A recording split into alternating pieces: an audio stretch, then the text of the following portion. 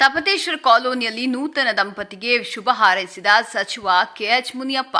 ಚಿಂತಾಮಣಿ ನಗರದ ತಪತೇಶ್ವರ ಕಾಲೋನಿಯಲ್ಲಿ ನೂತನವಾಗಿ ವೈವಾಹಿಕ ಜೀವನಕ್ಕೆ ಕಾಲಿಟ್ಟ ವಧುವರರಿಗೆ ರಾಜ್ಯ ಸಮಾಜ ಕಲ್ಯಾಣ ಸಚಿವ ಕೆಎಚ್ ಮುನಿಯಪ್ಪ ಅವರು ಭೇಟಿ ನೀಡಿ ಶುಭ ಹಾರೈಸಿದರು.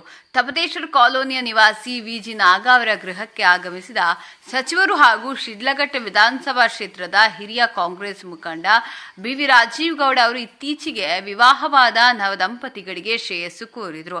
ಈ ವೇಳೆ ನವ ವಧುವರರಿಗೆ ಮಾಲಾರ್ಪಣೆ ಮಾಡಿ ಹೂಗುಚ್ಛ ನೀಡಿದ ಸಚಿವರು, ದಾಂಪತ್ಯ ಜೀವನ ಎಂಬುದು ಪ್ರೀತಿ ಮತ್ತು ನಂಬಿಕೆಯ ತಳಪಾಯದ ಮೇಲೆ ನಿಂತಿರ್ತದೆ.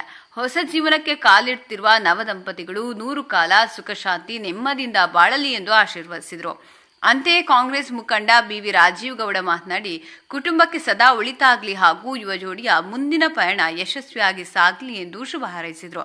ಸಚಿವರ ಹಾಗೂ ಗಣ್ಯರ ದಿಢೀರ್ ಭೇಟಿಯಿಂದ ಕಾಲೋನಿ ನಿವಾಸಿಗಳು ಹಾಗೂ ಕುಟುಂಬಸ್ಥರಲ್ಲಿ ಸಂತಸದ ವಾತಾವರಣ ಮನೆ ಮಾಡಿತ್ತು.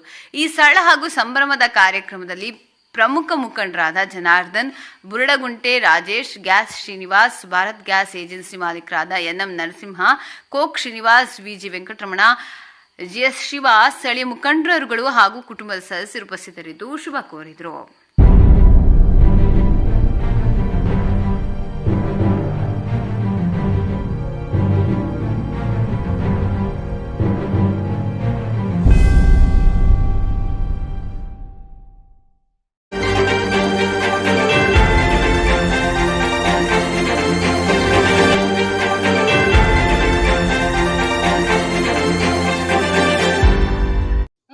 ಚಾನಲ್ಗೆ ಸಬ್ಸ್ಕ್ರೈಬ್ ಆಗಿಲ್ಲ ಅಂದ್ರೆ ಈಗಲೇ ಸಬ್ಸ್ಕ್ರೈಬ್ ಆಗಿ ಪಕ್ಕದಲ್ಲೇ ಇರುವ ಬೆಲ್ ಐಕಾನ್ ಕ್ಲಿಕ್ ಮಾಡಿ. ಮತ್ತಷ್ಟು ಅಪ್ಡೇಟ್ಗಳಿಗಾಗಿ ಫೇಸ್ಬುಕ್, ಇನ್ಸ್ಟಾಗ್ರಾಮ್, ಟ್ವಿಟರ್ನಲ್ಲಿ ಫಾಲೋ ಆಗಿ.